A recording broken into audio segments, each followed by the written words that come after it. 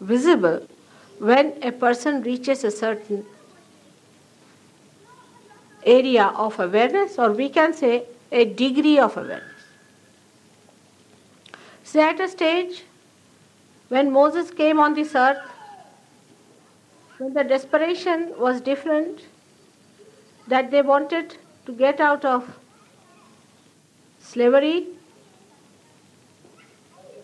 it was a different style of understanding they had.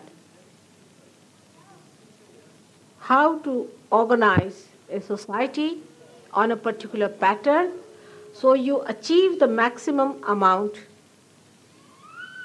of efficiency out of that society. And it was an emergency. It was a very touch and go position for the Jews at that time. It has happened in many countries, in many generations, that they reached a state where they felt extremely desperate. The slavery of man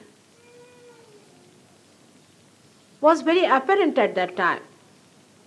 But before that, people didn't feel bad about the slavery. They had accepted it. They had taken it for granted.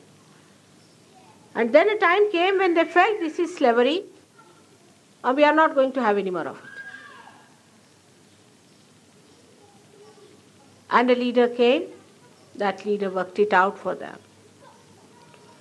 Today, in these modern times, we have a very subtle type of slavery which is every day eating us, which is so self-destroying that we are not even aware of it and we get destroyed. This destruction is working in so many ways that if we do not really awaken ourselves to the truth, there's a possibility that nothing will be left out of this creation. There are people who give big lectures. I've met many big people from United Nations and from all these big agencies. They talk about the coming destruction, the future shock, and this is going to happen. There are big books that discuss. They sit on the streets, they'll discuss. They are in a pub, they are discussing. They are in a party, they are discussing. But they do not realize what it means. This destruction is a kind of a destruction that has never taken before. Because this destruction is going to come from within and not from without. We have reached a certain depth in our awareness, and if we do not touch the source of our sustenance, this destruction is going to work out. Now for many people it is, forget it, we'll see about it. Some people are of this opinion, all right, forget it. What destruction, all right, doesn't matter. We'll see it tomorrow. And some of them I've seen are sitting down waiting. Oh God, thank God there's destruction, so this all is finished. We don't have to bother our heads. Thank God there is destruction promised. Whatever attitude one may take, one has to realize that these are very serious things. The creation has reached its maximum growth now. The growth is expressed as human beings. These human beings are the actors on the stage. Whole nature is working out this new happening. Now only one thing has to happen to you is that you have to get connected with the divine. You have to get connected with the whole. You have to know your own meaning and you have to know your purpose. If this can happen to you, then you are in the other world. You are made for this. You are made a human being with a purpose. We must think, all the scientists must ask once at least this question, why? Why are we made human beings? From animal stage, why have we come to this stage? What is the reason? This question is working in the unconscious of every seeker today. That's how we have so many seekers all over the world. And these seekers are just trying to find out why are we here. Some of them find an answer sometimes in some material well-being. Say our strikes nowadays, railways. But it's very narrow view of the whole thing. Very narrow view. You want to have more pay, all right, have it. Then what? Those who talk of communism, I've been to Moscow, I'm again going back. Well, I mean, if you ask them, they said, oh, we haven't got joy as yet. I'm not against communism or against democracy. Both things are just jokes to me. You are neither communistic nor democratic. Only after realization you can become both simultaneously.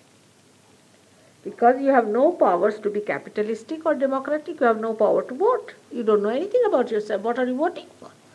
You can't see.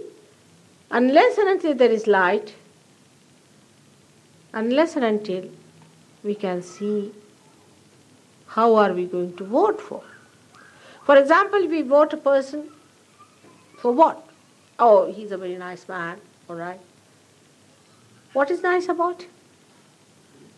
How do you know he's a nice man? How do you know he will not be a bad man?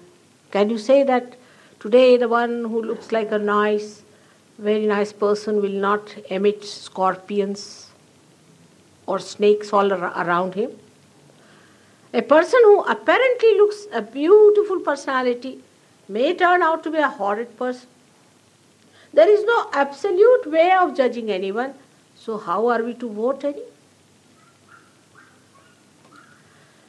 If you think that you know how to judge, then I think you have to still learn. Because till you make lots of mistakes, you will not admit that I don't know. That's the point. Once you reach that state of saying, I don't know, I say this is a nice man, but I can't say, I'm not sure about this person. That's the point where you reach, when you are unsure about it, that you want to know surely if something is really truthful and honest. Our sense of honesty and everything is so superficial. It's so superficial. For us, honesty means if you give me 5 pounds, I return 5 pounds to his done, finished, it's honest. Everything is so superficial. That's why we can never be satisfied even if you get 10% more pay or 20% more pay. You are not going to be happy. Take it from me. Material things do not give us happiness. Never. But I do not say that we do not need material things. We need material things. But matter is something like a cup which has the nectar in it. If you are thirsty, you cannot take it from an empty cup, anything. It may be a cup of gold. What does it make difference to you?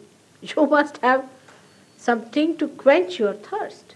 And that thirst, unless and until it is quenched, you are not going to be happy. And what is that thirst?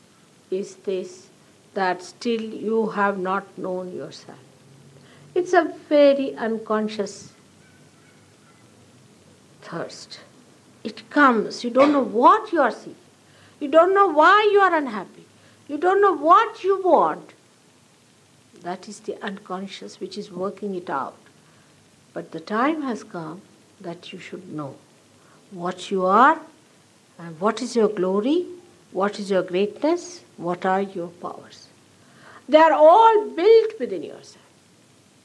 All these days when you grew up, in your evolutionary process. All these things were built within you as shown here. They are all there. Actually, I am just a catalyst, you can say. Just a candle which is enlightened. And this candle, when touches another candle which is ready, that gets enlightened. I mean, you may give it a big scientific name, this, that, a charged personality, this, that, I don't understand. It's very simple for me. You are all ready for it. I just touch you and you get enlightened and you get the light, and when you touch someone, that person also gets enlightened.